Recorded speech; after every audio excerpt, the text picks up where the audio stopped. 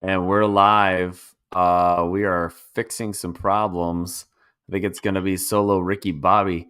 Hey, no, Martin. Not going to unsubscribe. I'm going to hunt you down. I'm going to post all kinds of stuff on TDJU about you. Yes, we are crashing like Marc Marquez. I know. We are working on it. Stay tuned. I'm going to go back out and I'm going to restart the stream. And no, Cody, it's not my fault this time. Should I end the stream? No, dude. Okay. Okay, run it. All right. Do your thing, man. Do Well, thing. I'll try to get back in when I can. Look who it is. It's Dustin. Yeah. He's alive. Look, he's on my phone. All right, guys. We're working through it. Did you talk to you know who? Is he jumping on? I just texted him. All right. Yeah, I think he's gonna jump back on. All right, cool. I'm gonna restart my computer. All right. So I am fresh back from AHRMA Vintage Fest. Amazing. It was it was a crazy event. Oh yeah, have fun driving to Daytona. So yeah, I was there Thursday through yesterday. Got back last night at like 12:40. Had a amazing day coaching for Nate Kern at his Double R Fest. Ridiculous event. It was unreal. He had a bike for me to ride and rode the S1000 Double R. Was that thing is just amazing to ride. I never ridden a 1000 first off, and then and then I was able to easily ride this thing, and then I started to have fun with it, and holy crap, that thing is fast, but very nimble. Awesome bike. We had a lot of really cool guests. Funny story. Third session, I went out with Jason Uribe. He was there coaching with us, and we went out because we didn't have anybody behind us, so we were just going to find some stragglers to help coach and come on the front straight. And Nate's there with the CEO of BMW Motorrad. So they're kind of going, and then Nate waves me by. So I go into turn one and didn't see anybody. So I picked it up a little bit and I looked in my mirrors and I thought I saw Jason. So we just kind of went around at a pretty good clip and then caught up to some traffic coming up to the tunnel turn.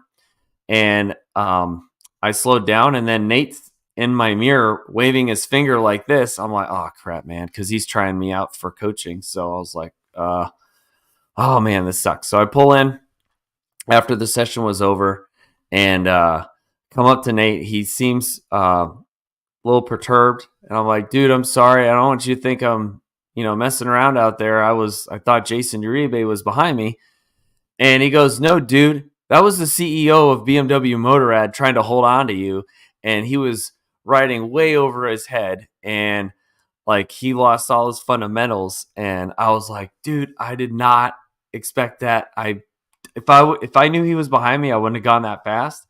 And so I go up to the CEO, Marcus, and I said, hey, dude, I did not know you were behind me. I would have not gone that fast because I didn't want to put you in any danger.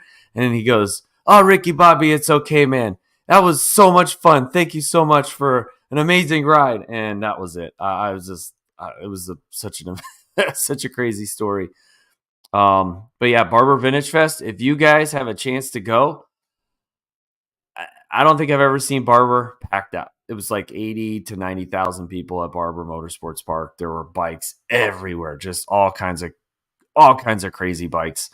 Old 90s ZX7s to, brand new bikes. And they had all these cool vintage dirt bikes. And there was a vintage motocross and a vintage enduro. And They had sidecars. Jason Farrell and his wife Jessica came down from Wisconsin to race. She was a monkey on one of the Formula One sidecars, and she ended up winning their race on Sunday.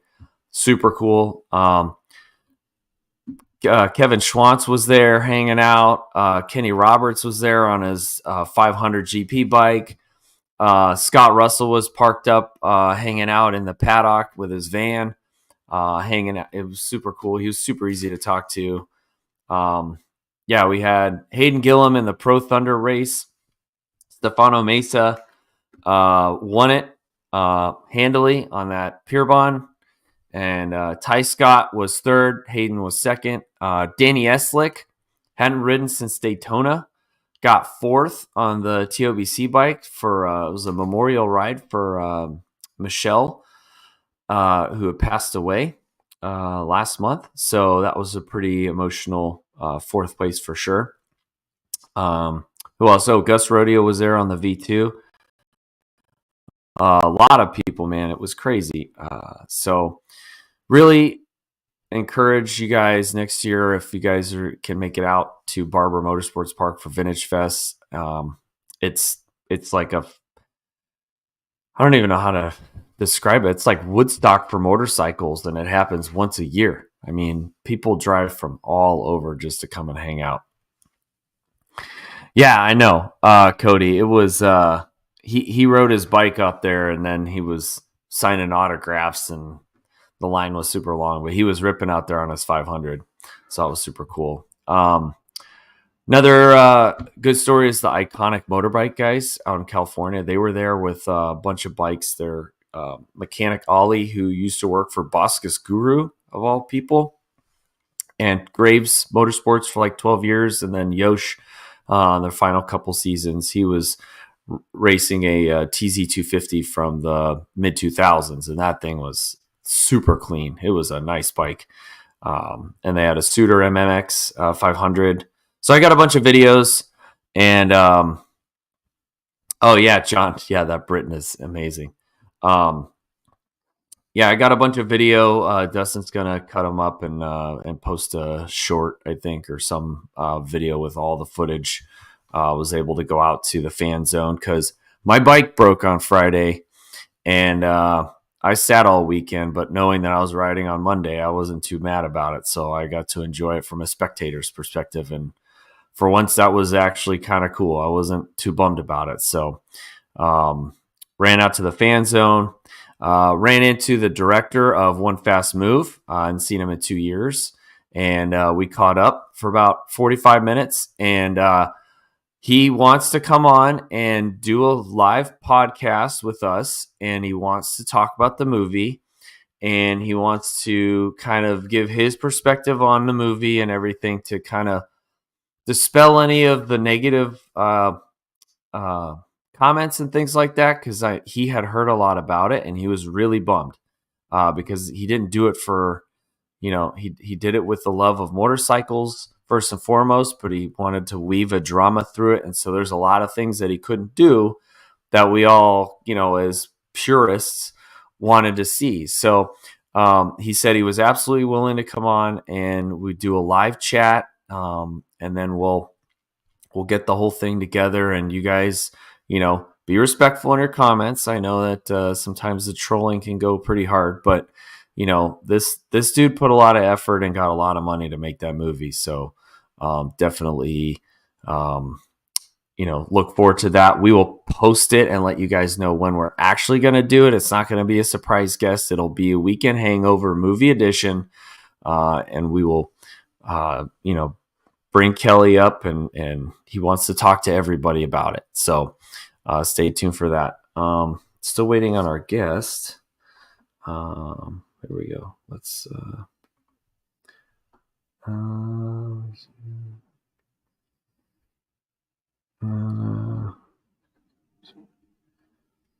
okay.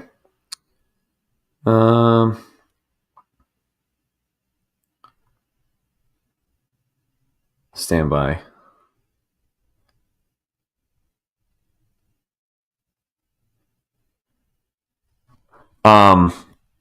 So how about the racing this weekend? Toprak is back, like legit back. Dude was holy crap, he was on it, man. I love seeing how he's just back. Dustin's got 4,800 watches. Yeah, I know. Yeah, Honda on the podium. That was one I was going to get to. First and foremost, Toprak, dude, he is back. He is just, it's like he'd never been gone. You know, all that was just insane. And, you know, that Super Pole race with the closest finish, thanks, Cody, 0.003 seconds. It was wild, man. You know, Bulaga's really trying hard. Bautista was really on his butt in race 3. I thought that was kind of crazy. But Iker Lecuona, holy cow, 3rd place, I think, in race 1. So that was huge, emotional, podium for him. And the Hondas are looking really good. I mean, what does everybody think about the Hondas? They're really working their way back up. I love to see it. I love to see a lot of different manufacturers up there fighting for podiums because that's the best of everything. It's kind of like Moto America Superbike, where it's no longer the attack show. You know, it's the Ducatis, the BMWs, the Yamahas. Hopefully the Hondas are coming. So that's something, racing has always been, it's always at its best when we have a lot of different players involved and a lot of different manufacturers, because it means the development of all the different key pieces of each manufacturer's strength starts to play into the championship. So I really like to see it. And the riders always make a difference. They always make a difference. So yeah. And then, Bulaga was pretty consistent all weekend. Bautista crashed out. I know that one. So, it's Dustin texting me. Sorry. What's going on? My computer's almost back. Texting. Okay. Dustin's working his butt off while Ricky Bobby's over here trying to hold up the podcast. Yeah. So, what do we got going on for Jerez? I mean, is Derek Gerloff going to get one last podium before he's off the BMW? He was looking pretty strong, except for race 3, where he, his bike took a mechanical race. The Super Pole race, man, he was really struggling. I saw he was kind of in the back, and then you could see him working his way back up, trying to pass everybody. But in the first race, he did pretty good. He was fighting with Michael Vandermark pretty well.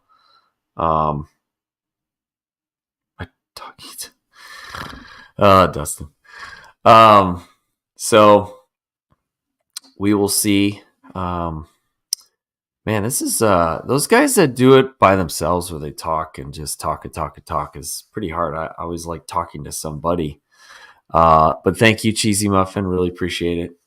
Back to AHRMA, because I had the story. I got to hang out with Work Boots, Hayden Gillum, on Saturday night. He hosted me with some chili with his family.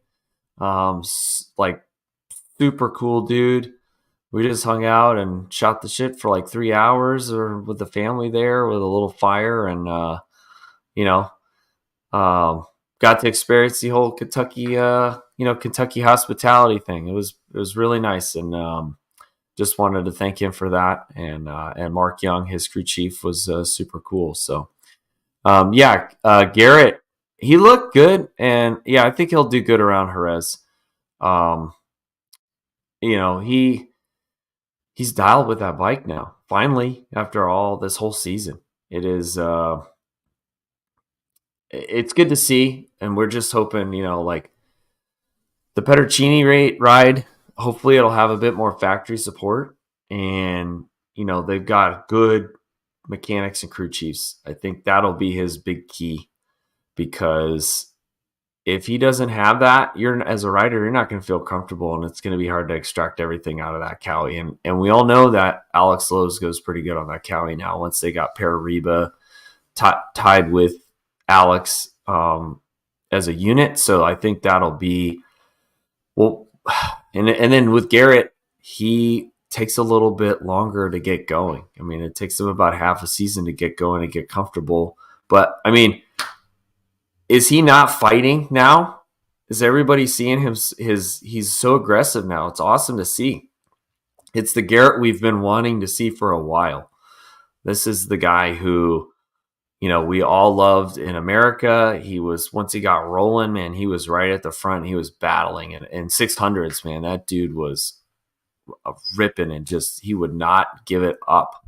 So I think that, for all of us Americans, we really want to see him do awesome out there. And we really want to see him take that Cowie and show everybody what he's made of. I had a good discussion with Jamie James's old crew chief, Doug Crawford.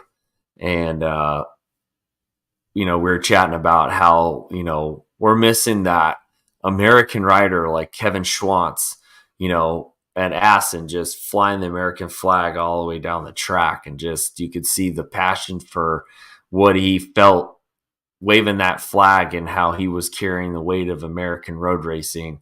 I feel like Garrett's got that flair and that pride, and nothing against Joe Roberts or anything, but it's just Garrett emulates that. Maybe it's a Texas thing, but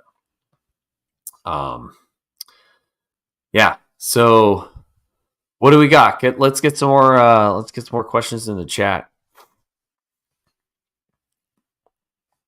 We got Garrett went on a tear in 2019 after his first win. Yeah, for sure.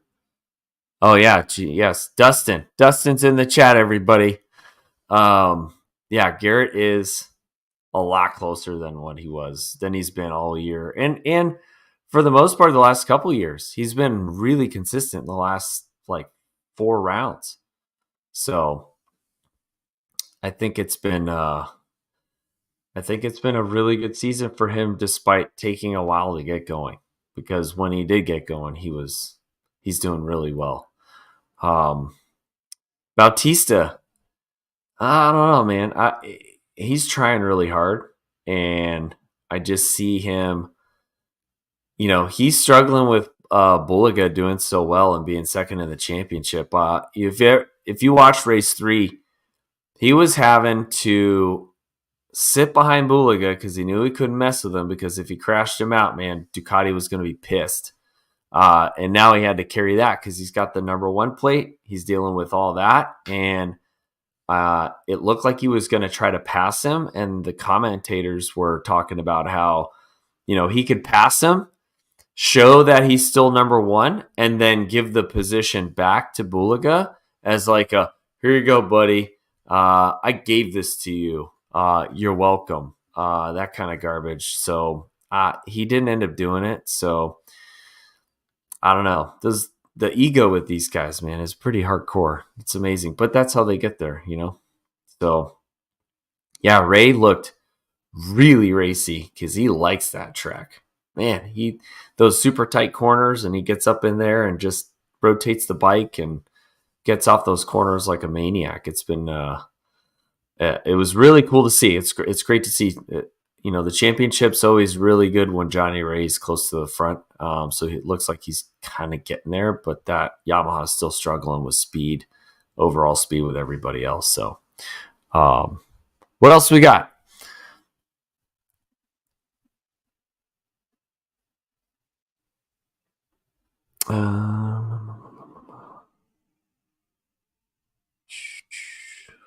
Got a couple questions. What else? Back to AHRMA. Got to see that Crichton rotary 2-stroke 700cc rotary motor, and it's a 2-stroke motor, and it makes 220 horsepower. And it sounds like, I don't even know how to describe how it sounds. It's the craziest thing. They have a video on YouTube with Guy Martin riding it, and it was nuts. Yeah, John. Do you know their positions? I'm not going to go look it up on my phone because that'll be rude to the audience. So, yes, Doritos are amazing. The three Americans. So we had Christian Daniel, Rossi Moore, and I'm trying to think off the top of my head who's the other one. There was one more. Who knows it? Come on, people. Yes, thank you, John. Yeah, the rotary motor was sick. It was insane, and they had the original Norton rotary where Mr. Crichton developed the motor right next to this bike. It was wild. What else do we have going on there, man? It was so much going on. The Pro Thunder race, that was pretty awesome. Oh, we got GNF this weekend. Hey, Dustin's back. What's going on here? What? He's back. Yes. What a pain in the ass, dude. And you can hear me. Yes, I can hear you. Look at that. Well, good work. Good work, my friend. Just gotta restart. I guess I saw that you were talking about Johnny Ray, and yeah, I don't know where you're at now. Where you at? I'm going back and forth, man. We're just having a good time. Max Toth, thank you. Max Toth, Christian Daniel, and Rossi Moore in the three kids in the Junior Cup. So I guess we did have some technical difficulties, and our special guest, who is an absolute fucking stud on a motorbike, I guess he was kind of busy anyway, and he only had this much time to give us, and whatever. We lost it. Yeah, I think we lost DeBrino. It was DeBrino, but I tell you what, man, the dude.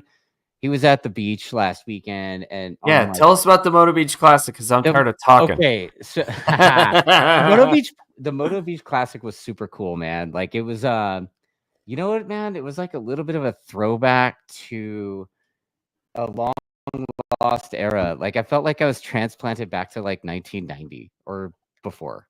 Like there was kids rolling around on their pit bikes with no helmets on. Like the pits were full of a vast array of monetary showcase, I guess you could say. Right? It was rad, dude. So and then there was like mini bikes and I don't know, it looked like there was like a spectator drag kind of thing. I'm not really sure, but I mean, it looked like a bunch of street dudes, like full on t-shirt and shorts, like going out and just sending it. That's awesome. Like on these Dynas or whatever. It was rad, dude. And it was a lot of fun. And then on the other, on the other side, there was like a bike show thing, a bunch of custom stuff. Roland always has like that artsy shit, and he knows how to do it, man, big time. And you know what, man? Ryan from Horsepower Rodeo and I walked into that place, and it's like I immediately see Cam Brewer. He hands us some wristbands. I'm like, hell yeah, brother. And we see Frankie Garcia, Rennie Skaysbrook. It was fun. It was a lot of fun.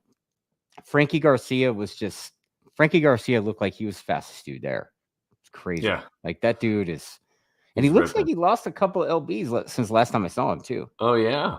He's still big, but he ain't that big. You know what I mean? Yeah. So, it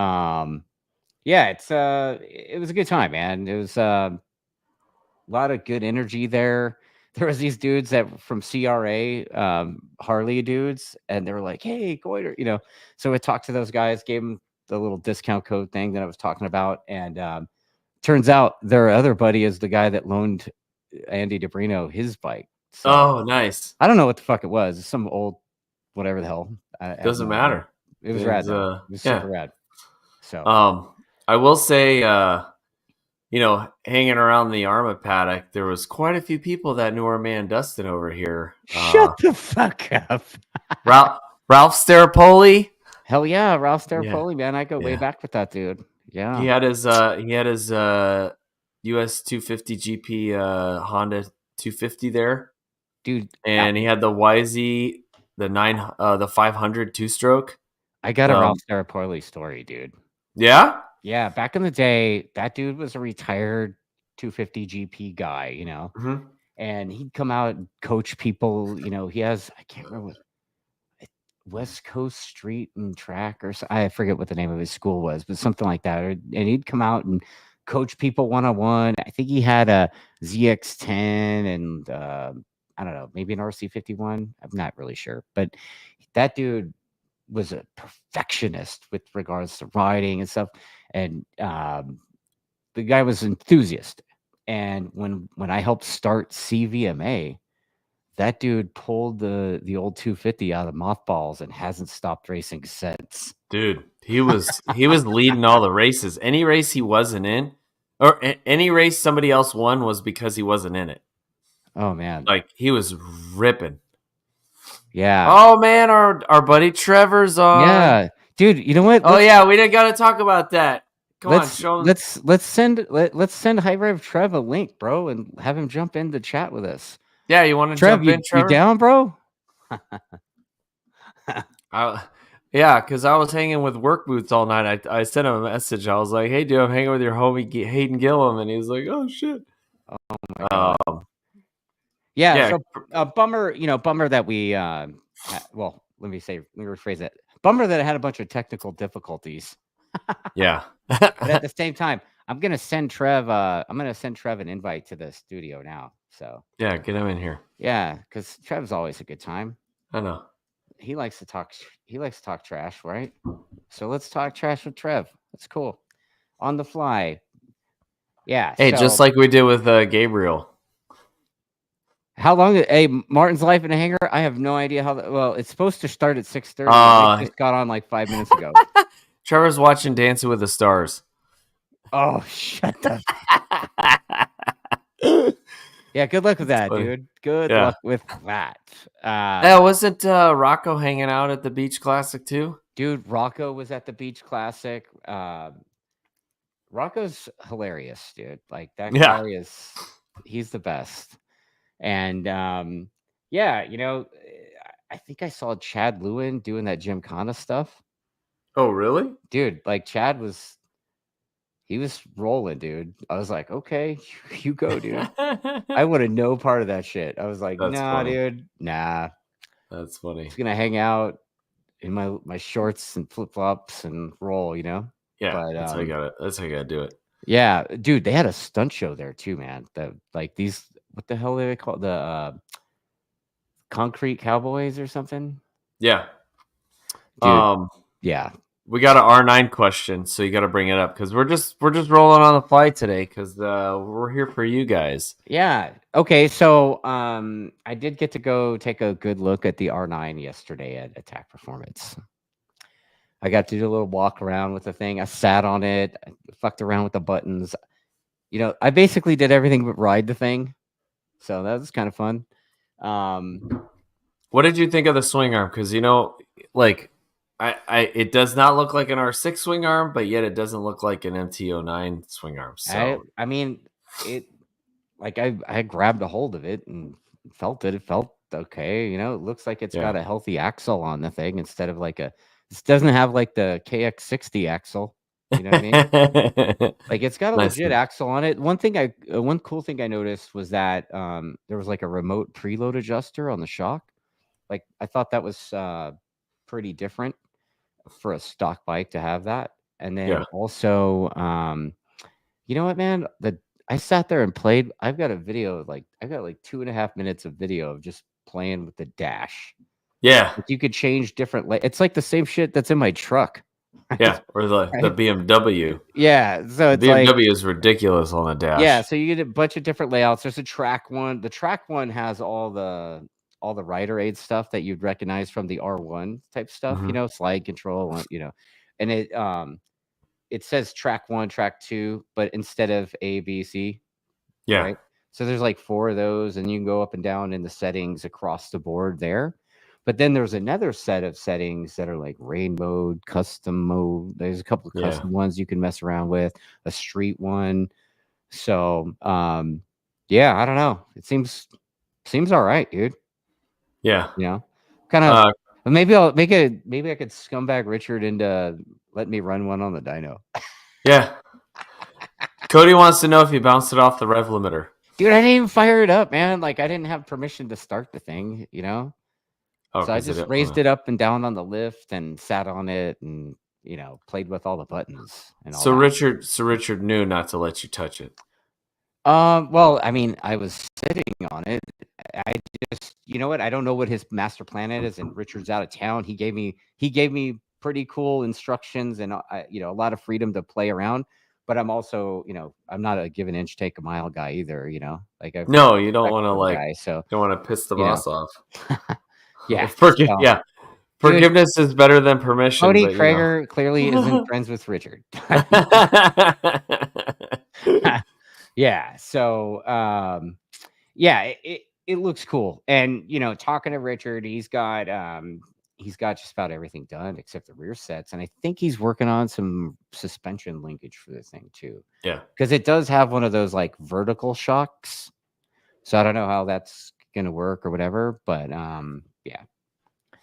Yeah.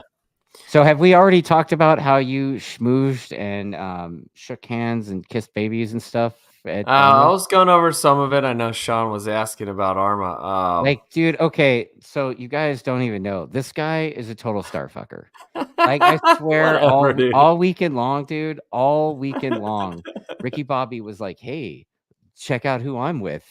Oh, by the way, 5 minutes later, he's like, "Oh, 5 minutes later, it's a picture of him and Kevin Schwantz." And then, "Oh, look, it's him and Kenny." And, "Oh, look, it's." I'm like, "Wow, you dick." It looked like a good time though. The best one was when I talked to Scott Russell, because he was only like one level, like the staircase that goes up to the fourth level was right by my trailer. So I grabbed my leathers because I got Scott Russell replica leathers when I was on my Cowie. So I went up there and I got a picture with him, and it was pretty sick because it was fun. Yeah. And the owner of NOLA Motorsports Park was there, Clint Austin. I got a good video or some video of it, but dude bought Xavi Vierge's 2018 Petronas Calex Moto 2 bike with the Triumph in it, and he raced it on Sunday. He was like, "Oh, I'm just gonna go." I mean, why not? You know? Yeah, you don't think Clint owns the park? He's got NOLA on there. Maybe he doesn't own it, but I thought he did. Everybody said he did. I chatted with him for a little bit. He's got 2 KTM RC8Cs. Oh, okay. Well, nice to know, Martin. Thank Martin's you. life in the hangar. Yeah. Like, And like then I got one for you, man. Like I had a guy tell me that oh dude, I had a guy buddy of mine that I ride bicycles with. yeah. This dude's got a brand new Gen 8 Madone SLR, like the newer version of the one I've got. And this dude, I guess he's not informed his wife that he's bought this new. Oh. Nobody cares. We want to know about a motorcycle. Yeah, it's like whatever. It's the same shit though. Like, I mean, how many people do you know that have done that? Like, you know, Oh, no. Martin's life and the name in the hangar is like. I wonder if Martin is hiding other dudes' bikes in his hangar. You know? Yeah, no, it was Clinton's cool dude. He's also got Barney's Duck 1000 from the Twins Cup. Oh no shit. So yeah, so he had all these bikes lined up. I was like, dang, dude. But yeah, he said bike. Twins Cup? Yeah, that red. It was a motocross Duck 1000, the air cooled bike. Oh, that's right. Yeah, right. Yeah, I'm like, man, that bike looks familiar. He's like, yeah, that was Barney's bike for Twins Cup. I'm like, oh, dude.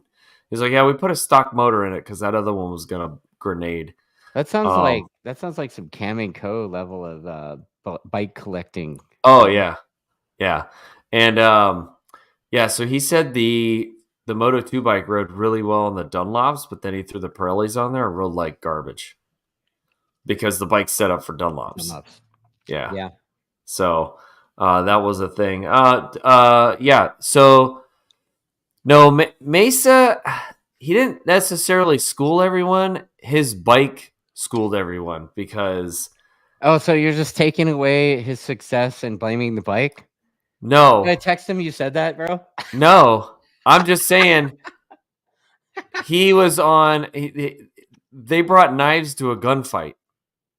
Everybody else did. Okay. He was on a 200 horsepower 1198R motor, like superbike, like legit superbike motor, and a custom pure bond frame and swing arm chassis thing. And Good on him, because you know what, man? yeah, I mean, he's like the epitome of the privateer, dude. oh, for sure. To see that For dude sure. go out and just make money, if there's Well, money to be made. that bike on him. that's a Boulder Motorsports bike. That wasn't even his bike. They just had him ride it, which was great. Yeah. I think it's awesome. He's been riding it all year because up at Pitt in Sound of Thunder 1 race, he walked it on one wheel from turn 1 to turn 2 past all of us. He just blew by everybody and then dropped the nose down into turn 2 and then just took off. So what you're saying is, with his bike being as fast as it is, and Stefano being the size of Mighty Mouse, and the power to weight ratio is better. Yeah. Well, it was Ty Scott got a low 20. It's like a 25-1, and Mesa qualified with a 24-4. Shit. Yeah, and then Hayden was, I think, in a high 28 or 25-8, I think is what it was, because they got to uncork the 750s. Okay. Yeah, they went to 100% throttle instead of 80, and then they put race gas in it. So, and then Danny. So yes, another funny story. Yeah, Slick was out there right off the couch.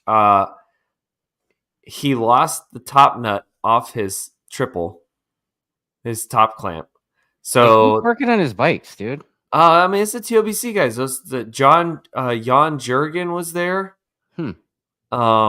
And a couple other guys that I met. And somebody came by. He's like, "Hey, can they borrow a part off of your bike?" And I was like, "Yeah, take the top nut off my bike. I ain't riding it because it's broke."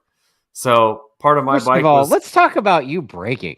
What's going on there, bro? It overheated, and we don't know why. And I think I pretty much sure we dropped the cylinder. Because the tone changed.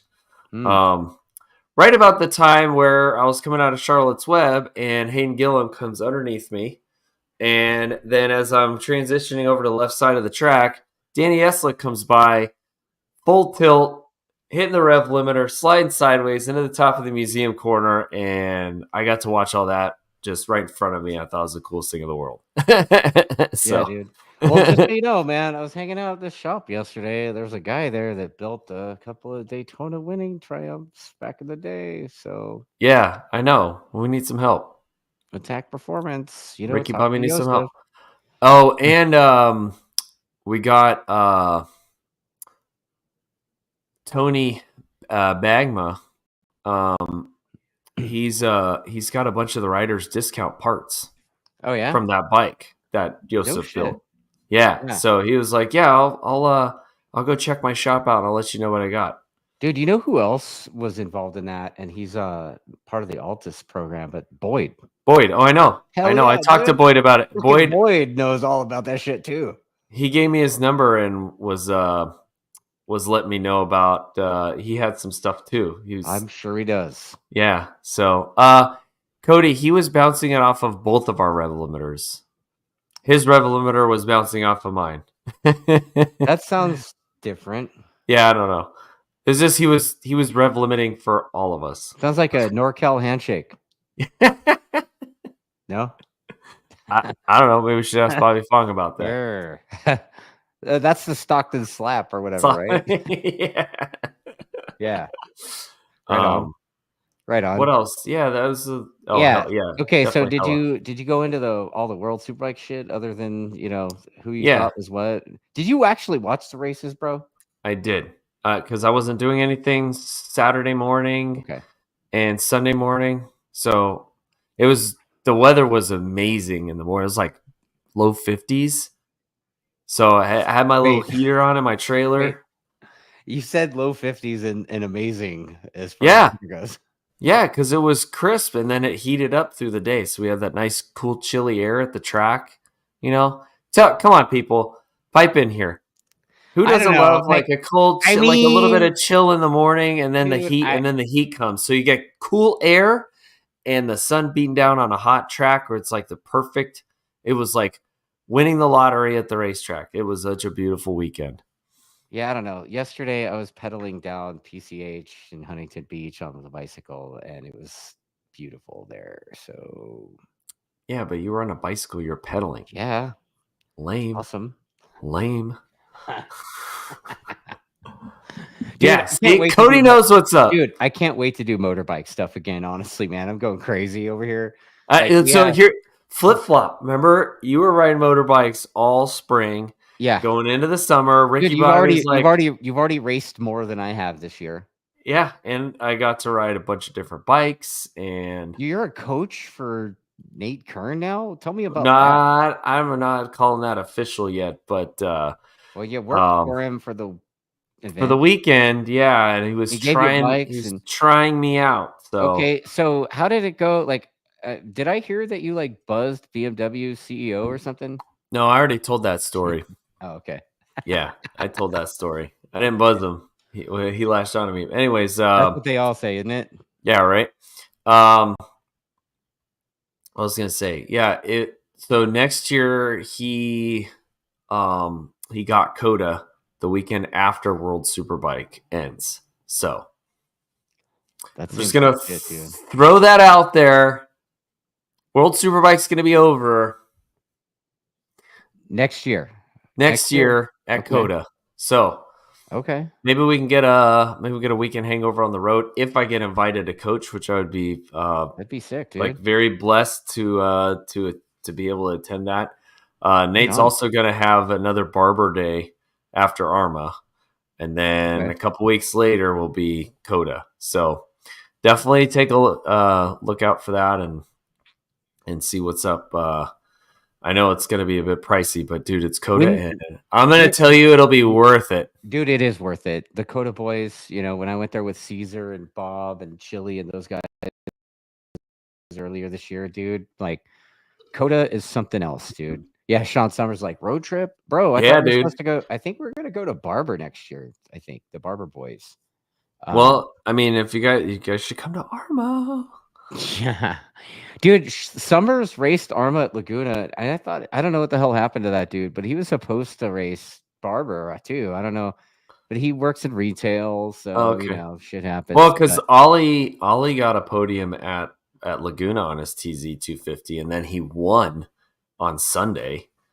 And Adam from Iconic was like bawling. He was like, I'm so proud of it. Because Ollie hadn't raced since '95, and then he raced the first time this year.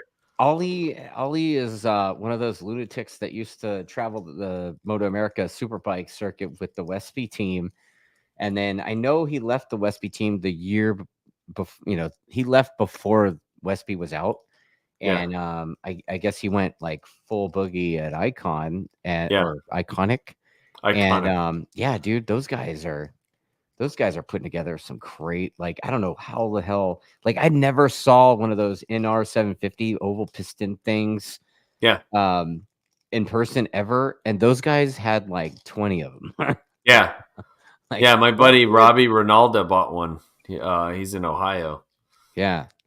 Yeah, the Color Zone dude in Huntington used to paint for them. And I saw the process that Matt was using to do that. And I was just like, how the fuck do you take orange? It looked like the bike started out with like a matte finish looking. It damn near looked like Caltrans orange. Oh, wow. Caltrans orange. It was like dude, it started out, that was the base. It was like Caltrans orange looking, and somehow he turned it into that, like, whatever Honda red, whatever that is. That's funny. I'm like, how the fuck do you do that, dude? Awesome. It looks factory too. We're gonna get you a 98 R1 to race in next gen Superbike. Yeah, maybe I'll get. I mean, it'd take a healthy amount of scumbaggery. But I mean, I know there's a certain place in Huntington that's got 2 R71s from like you can race Sean Castle's Graves R71 that he had there.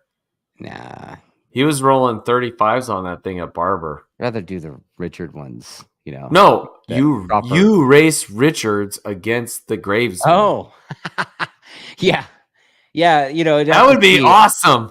I said they're there. I didn't say they're like complete or Yeah, but you in got any state of. time, dude. You got time. Fuck out of here, man. They're gonna be racing at Willow Dude, Springs. have you met anybody that works at that place, dude?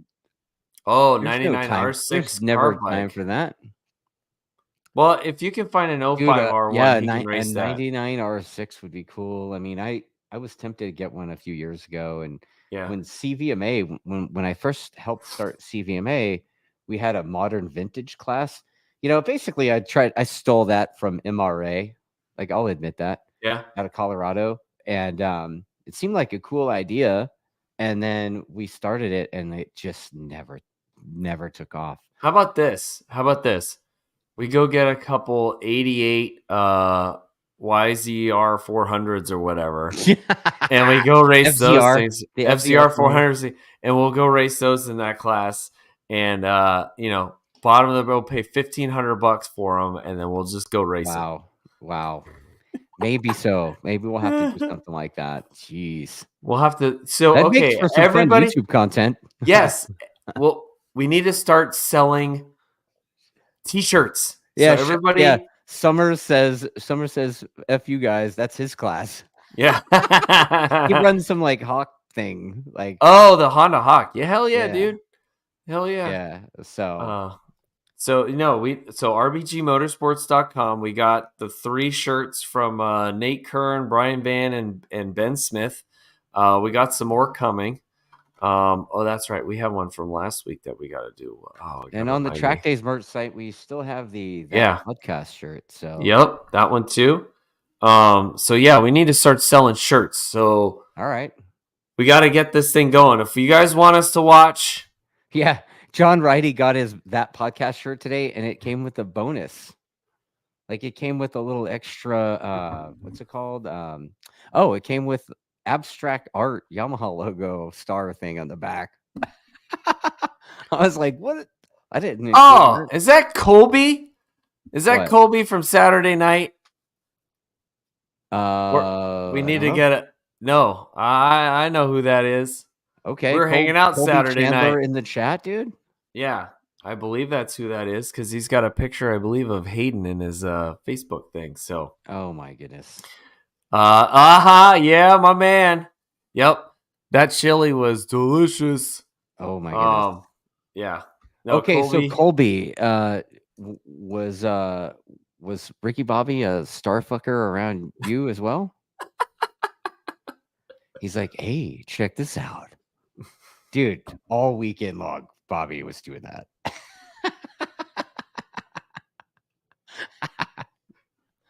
No love it's for fun, Dustin. Though. It's fun. It's fun. Dustin's pit bum. Yeah, I was a pit totally.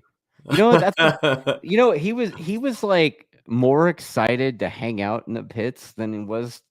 I had to make it fun. I had to make it fun. I couldn't be sad about my bike breaking and not being able to race, because if that was the case, then I might as well have just gone home and not even coached.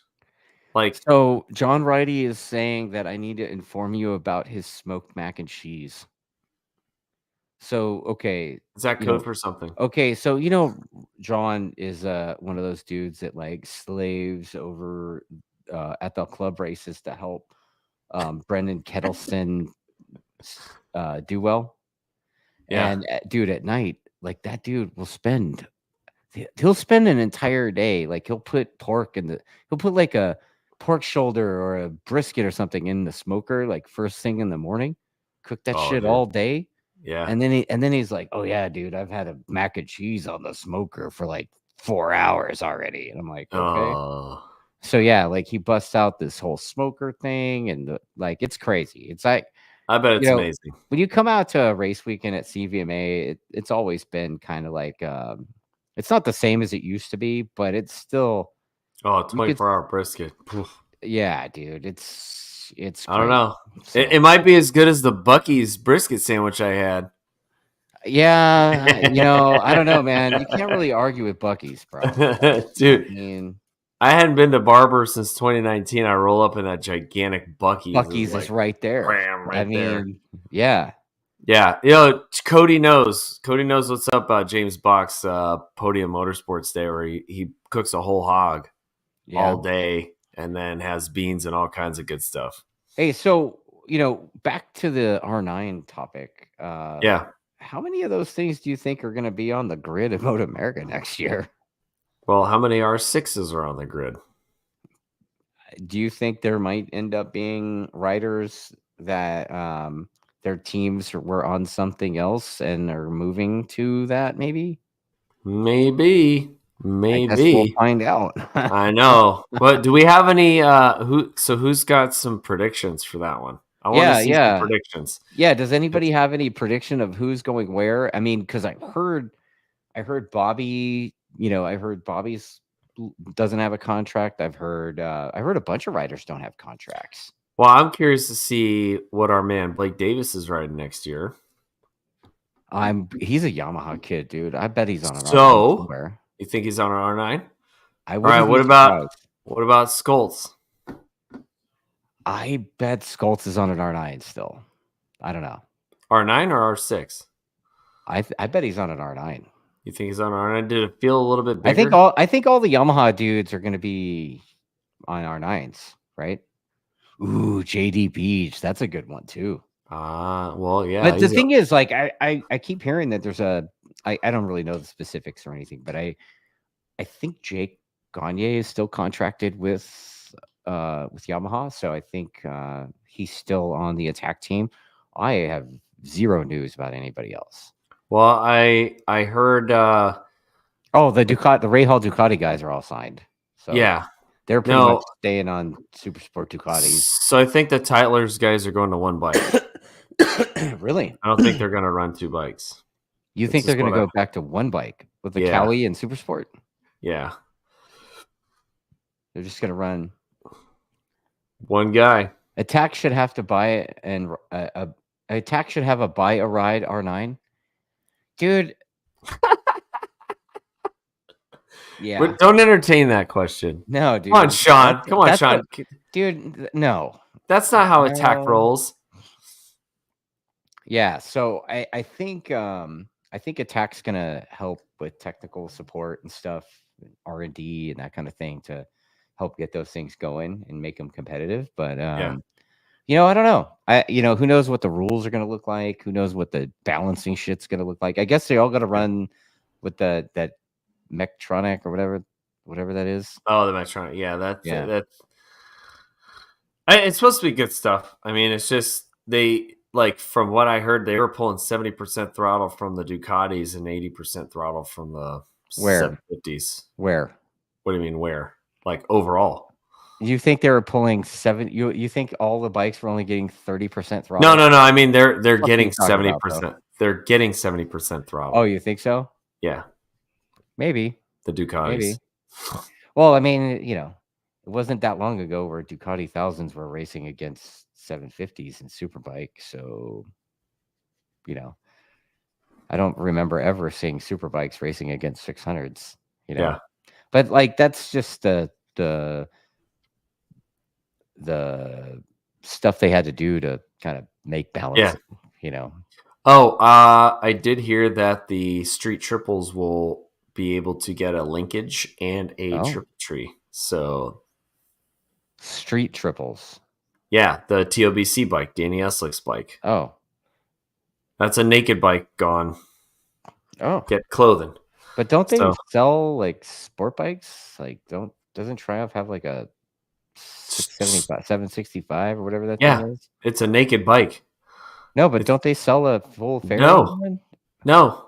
Oh, that's the one they called Moto 2 or something, right? Yep. That was the Daytona Moto 2, and that was 2020, and that's not a homologated bike. Aha.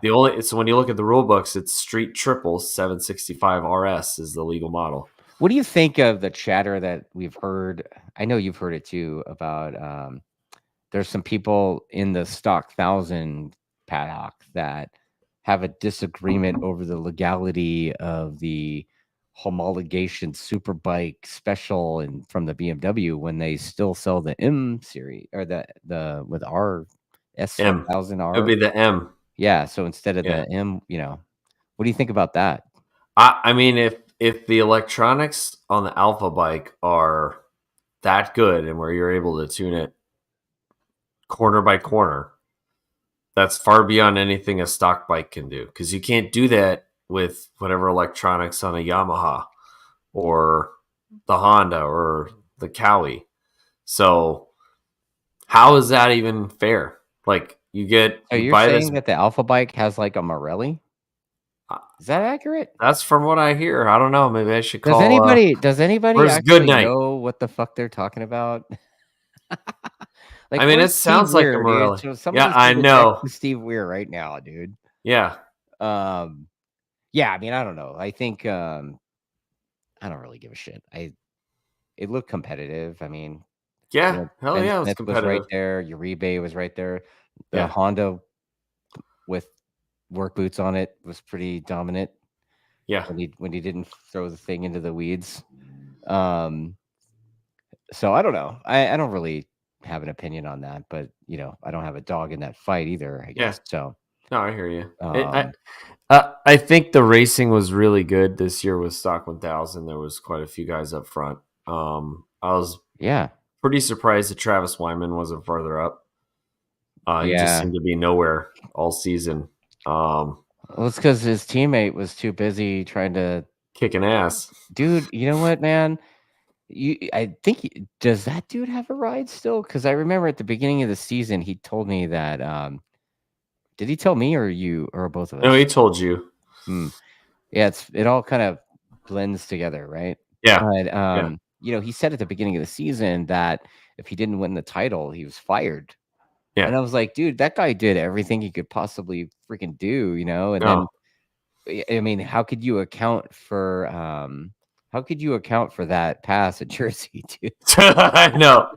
I asked Hayden. I'm like, somebody was like, "Yeah, I don't know about making that corner." I'm like, "Yeah, what, like the last corner at Jersey?" And he was like, "Yeah." Yeah, dude. That move was insane. Like your rebate did everything he was supposed to do, man. Is there anything he could have possibly done other than what he did? I mean, honestly, Yeah. dude, like No, he went out there and freaking sent it with heart. yeah. And Oh, for sure. and on the cool down lap, he made the best move. He was just like, "Whoa." Yeah, Like, yeah, I "Woo." know. No, your Such a good eBay. sport. I was talking to them yesterday, and I know that if Orange Cat comes back next year, they'll have Jason on the bike for sure. Like that Well, would be dumb. dude, I sure hope so. That dude certainly looked like he earned an opportunity to Yeah. continue. Yeah, Cody, yeah, I was there. She was at the Nate Kern Day riding the Orange Cat bike. So she was out there turning laps on the big bike. It was pretty cool.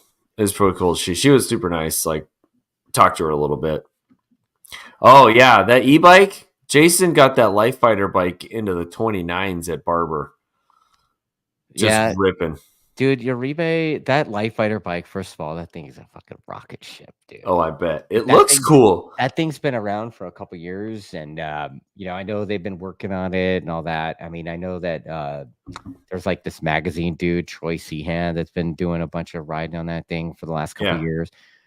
He came out to our CRA event when we were at Laguna, and he was ripping on that thing. Sean says to Pirellis. Okay. Well, yeah, and And right, yeah. So speaking of magazine guys, Ari Henning and Zach Kortz were there with their little school bus van racing some old ass 750. It was pretty cool. dude, those guys, They had cameras everywhere. I bet it's exhausting doing that. I mean, those guys they look like when they're around and when Zach and Ari are at the track together, Ari, right? Airy. When they're at the track together, it looks like nobody's having more fun than them. I mean, They did look like they were having a good time. dude, I was at the last race weekend I did was at Chuck Walla, and they were out on some fucking scooter. And they're like, "Oh yeah, man! Like we're gonna try and race this scooter." And I'm like, okay, I don't know. Did they throw a Banshee motor in it? I don't know. They had some fucking scooter with like I don't know. But man, they're like, oh, let's do this. And I mean, it just looked ridiculous, but at the same time, you expect ridiculousness out of Oh those yeah. guys, and it's the best. Yeah. So, No, Sean, it was like a 1970 something 750 with drum brakes, like of these course. old school drum brakes on it. And then, Well, you know, yeah, it was, Aries got history in AHRMA, right? Like that dude, I think his dad raced and stuff. yeah, So some dude built this bike and then Ari raced it there. And then they were all there to do the thing. It was pretty cool. yeah. Because they were right across from the iconic guys. I was hanging over there So quite a bit. what's the coolest bike that you saw at the AHRMA event at Barber? Not in the museum. No, I didn't even go to the museum. The museum was outside. It was in Dude, the you weren't paddock. even racing. You were hanging out in the pits so much that you couldn't take the time to hang out in the museum. Why? The museum was out racing. Well, that's true. That's It is AHRMA's racing museum. It was like all these cool ass bikes were everywhere. I didn't need to go to the museum. And there was stuff out there that they didn't have in the museum. Like I already been there quite a few years ago. He's already so it was been like, there. So yeah. okay. So All right. it was like, the Crichton. I'd say it was. I'll have a top The 5 and not Crichton in. is that's the bike with the Dorito engine, right? Yep. And then they Okay. had the exhaust was the shape of the Dorito, and it Of had like course. the little fins. It was sick. So that was a cool ass bike. Obviously, the Suitor 500 MMX. That thing is ridiculous. So I got a good little Was video somebody of that. racing that? Yeah, Adrian Jasso. So He had how did that thing sound? Coming off the board? ridiculous. Yeah. Yeah. What? Just Like, that does it make you imagine what going to like a 500 Grand Prix race back in the day would absolutely, be like? absolutely. Yeah. And they had all the two strokes there. Like it was cool to watch the 250 GP bikes race. Just all the old, like the wild one is all the little 125s with from the 60s that were out there racing. These Yeah. little, and they have these little dinky wheels, and It's like they're a all bicycle spokes. tire, like a 23C. They are spoked bicycle tires, Nice. and they're out there on these little dinky bikes, and they're just hauling ass. I mean, the sidecars were awesome too. Just watching the sidecars go crazy. Okay, so Summers is kind of being a jerk face right now, but he says, "How fat is Kenny Jr.?" He said the pics look like that he added 30 pounds. The 3 kills. I didn't kill 3 even cows to make that suit. Did you see Kenny Jr.? I did not see Kenny Jr. I was just there to I was just standing in line with friends, and then just ended up getting a picture with Kenny Sr. So I was like, whatever. And then I told him the story of COTA 2017. Me and my buddy Ian were just sitting, just kind of hanging out. I think we're drinking a beer right next to the A-Stars hospitality tent. Yeah. And here comes Senior walking up, and he's got his lady, and he's talking to the dude at the front door, and you could see him kind of like, just telling him like, hey, I'm Kenny, Kenny Roberts here with the A-Stars, and the guy was like, and he was in a motorcycle guy, and he wouldn't let him in, and you see Kenny and he just like turned around and took off. He was pissed, and so I walked up, and I was like, hey, I was at COTA in 2017. I was sitting right next to A-Stars, watch you get rejected at the door, and he's like, oh man, those jerk faces. So he was laughing. It was pretty good. And then Dave Aldana and Scott Russell scumbag the end of the line, and we're standing there signing autographs as people left Kenny. They were just signing autographs on the way out. I mean, rightfully so, right? It was good. That was sounds good like shit. a good time, dude. You got to come, man. Yeah, I mean, that's kind of busy being this guy now. Like, well, I know you gotta get your stuff together, and but everybody seems to have those like funny Kenny Roberts stories, right? Yeah. I mean, I've got one where we did the World Superbike Mondays for Pirelli for several years, and one of the times that we had it, both Kenny and Junior were there, and I'm on the grid next to these guys, dude. Like, it's like me, Senior, Junior, and Keanu Reeves or something. And so we're all lined up. I think Cam and Co might have been in that mix too. And one of my staff members, Ryan Whitman, he works for the Champ School now. Ryan's coming down, and we're doing our best to show everybody a good time there.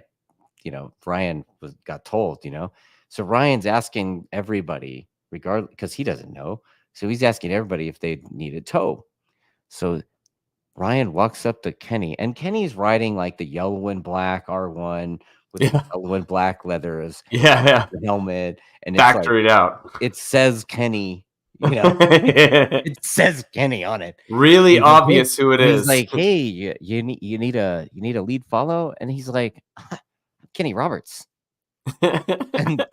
and Ryan's like, okay, had no idea, and never heard of Kenny Roberts. For the rest of the day, every time Kenny saw me, he'd be like, hey, which one of your guys is going to show me the way through the corkscrew?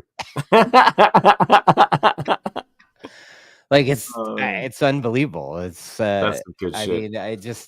I mean, dude, that's been like 5 or 6 years now, and I still will never forget that. I mean, crazy. Yeah. Crazy. It's like, for me, it's, I didn't get into racing. I didn't get into watching racing till 2010, right? So I missed so much history, right? So seeing all that stuff on TV and watching videos and just learning about the history of road racing, I love being in the environment and just talking to people and just hearing their stories and, trying to relate and just, be humble about like, hey, we're here. Like, I'm here because you paved the way for things and kept things going, and like, enjoying chat with Scott Russell or, whoever. And then, hearing the stories from all the bikes that are there. And my neighbor, my pit neighbor, Ed Blount, raced Daytona in 77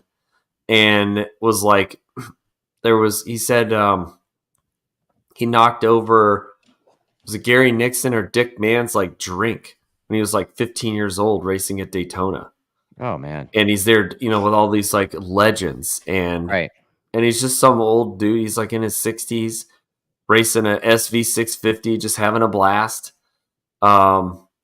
And just hearing that, he's just telling me all these stories, how cool all these dudes were and the big personalities of Gary Nixon, and just reminds him, that's what I love. That's vibe. That's why you're talking about. That's what that whole vibe you're talking about is the Moto Beach Classic, dude. Like, I totally got that. I was like, holy shit, dude. I haven't seen this in a long time. Like, it was a different energy there. It wasn't like this huge mega event. Like, I thought there'd be a lot more people there, honestly. Yeah. It seemed like there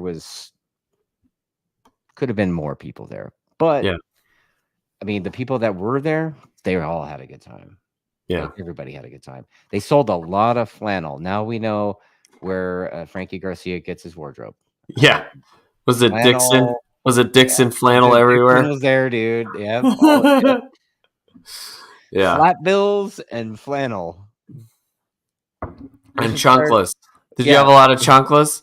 Chunkless? No. On the beach. Yeah. I mean, chunkless are, flip-flops or whatever. But not a lot of sandals, dude. There was like there was people that were like t-shirt people, and it wasn't like the normal dirt track event merch, where you would have a bunch of Harley stuff. It wasn't a lot of that. It was like, the Harley uniform kind of, Yeah. Those I don't know what else to call it. Yeah. But it was rad. It was a good time. Well, that's awesome. No, I will not be at Daytona this weekend or GNF. I have 2 weekends to get all the stuff done before we move into our new house. So it's time to hang up the bike until after all those rounds, and then I can get the bike to KWS to get worked on. But I am. I'm curious what curious what the GOAT has to say about what happened inside your engine. Yeah, he had some ideas based on our conversation Saturday morning when I texted him what happened, and they immediately called me. Yeah. So, yeah, we'll see. He did get a really good laugh about my story with the CEO of BMW, so that was Yeah. funny. He got a good I laugh out of it. mean, Like I don't think I've heard him laugh like that of based on a story that I told, so it was pretty good. yeah. Didn't you say that one of the guys you ran into was one of the Pirelli dudes that I gave a 2-up to that year? Oh yeah, James Bach, my buddy. Yeah, he said, "Oh, that guy's a maniac. He was doing wheelies And he and was talking about how fat I was too, apparently, right? Like, well, hey, he's like, bro, yeah, it calm was kind down. of hard. He was like, it was kind of hard to get my arms around him." Yeah, I mean, But that's all I said. Hey, listen, that's uh, old Dustin. We got new and improved Dustin 2.0 cycling. yeah, I was like, dude just bicycled from San Francisco to Santa Monica. My guy's yeah, a maniac on a bike. So yeah, that's a good time. yeah. Well, yeah, Here's one thing for you. I mean, I don't know if you've watched any of those tour videos that I put out for the trip, but somebody told me yesterday that that I should do more content with Chili because apparently yes, Chili is like apparently my Ed McMahon. yeah, yeah. I was like, get the fuck out of here. Like, yeah, so Chili, I don't know. If anybody saw that stuff, let me know what you think. This Yeah. Chili's, like, maybe we could Photoshop him, like Photoshop my head onto Johnny Carson and make his head onto. That would be funny. Oh man. Anyway, so All right. all right. Well, Ricky Bobby's gonna head to bed. All right, man. Well, you know what? Sorry about the technical difficulties. I guess one Hey, of us has to get slapped in the face every now and then. And this week it was me. So my hey, turn. Awesome. it's all good. Really appreciate everybody hanging Yeah. out, listening to me ramble for a little while. So appreciate that. Yeah. Thanks to everybody that was at AHRMA that stopped in. My buddy Steve Pettinger was there and was able to hand out some stickers. So it was good to see some friends. And yeah, we'll be getting some stuff together. I'm gonna put together a series on the Rumble channel. Okay. Getting fast with Ricky Bobby. Uh-oh. And I got some guests lined up. We're going to talk about writing, and I'm going to be the perspective of the audience and Oh. speaking to whoever we got, like writers. I'm going to try to get some suspension guys, other types of information that would be helpful for the masses. There's some content coming to this channel too. Weekend Hangover on the road, right? Yep. Yeah, we're gonna try to do that next I'm year gonna for work on sure. editing some of that stuff. We'll see how it goes. Oh yeah, yeah, my stuff from AHRMA. 100%. Yeah. So it should be down. It should be done in the Dropbox downloading. Right on. But yeah, and then we're working on plans for next year. So we're gonna try to bring some more content and have some fun. Hey, there's my buddy Steve. What's up, buddy? Hope you made it home okay. He had a long trip back to Chicago. So Oh, dude, you know what? John Ridey just pointed it out, man. oh yeah, Godspeed Ben Ben Fox. Fox. Like, I guess that dude just had I don't know what the fuck happened to that guy, but I guess he Yeah. passed, and it's kind of a crazy story about it. I don't know the details of what happened there, but man, Yeah. it's a big loss. That totally sucks for his whole family, and quite frankly, the M4 team. I mean, Yeah, I did head over and said hey to Chris Ulrich and gave him my condolences. So yeah, he was definitely he was just I was always jealous of that dude's hair. and chops. He had nice chops. Bro, he had like the best like pompadour ever, dude. And Yeah. I was like, bro, how the fuck are you older and still have that? And I got Yeah. this. Like, it's Right. not fair. Right. So yeah. All right, y'all. All right, man. Well, Thank you thanks guys again. for watching the Weekend Hangover. Yep. Catch you guys on the next one tomorrow night. I will have a show again, and it'll be with a club racer guy who apparently used to be one of the team owners for Top Rack and World Superbike. Ooh. Oh, Should be interesting. yeah. And also, he crashed out of one of my new racer schools and took a swing at one of my guys while he was Oh, wow. well, he rung his bell a little bit. So I'm sure we'll talk about that too. And I'm working on our guest for next week, so hopefully things work out. Okay. Hopefully, should be a spicy one. You know who it is. You know who I'm trying to get, but Phillip Island MotoGP weekend. yeah, and World Superbike Jerez is this weekend as well. The finale. Season finale of Superbike, and then we still Yep. got a little bit of time to go. And thank you, Chunky Buns. Yes, I did get my shit together. Also known as rebooted my fucking computer. Yeah. And yeah, we are all gay because we're not at Daytona. So or at CVMA this weekend at Chuckwalla, right? Cody, I'll get you the link to Rumble. Right on. All right, brothers. You know what? Thank you guys for watching this sisters. thing, and catch you guys next week on the Weekend Hangover, episode 25 next week. Crazy. What? Yes. Yeah, dude. Yeah, we got to get you one of these, man. Got to get you one of those. Yeah, didn't you say it was like a couple $100? Yeah, I was like, never mind, dude. Yeah, that's your channel, brother. I'm just a face on your channel. You're the overarching CEO of TrackDaz YouTube channel, and I'm just a personality. You're the Ed McMahon of the day. Yeah, there you go. All right. Right on, man. Holler at you. All right, see you, everybody. See ya.